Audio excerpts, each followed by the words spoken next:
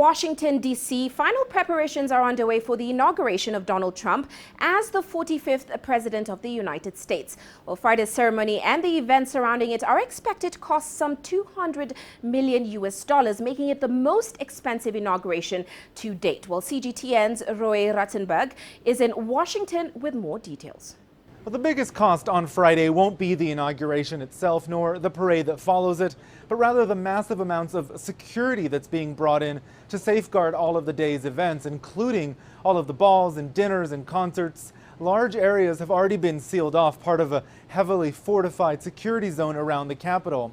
30,000 personnel from dozens of state, local, and federal agencies will be on hand, along with all of their gear. One of the reasons is that large amounts of protests are expected in Washington, with demonstrators coming in from around the country. In fact, some smaller protests have already begun, and they'll likely grow in the coming 48 hours. Dozens of groups have been granted permits to demonstrate, and on Saturday, a large women's march is expected to take place with hundreds of thousands of people likely joining.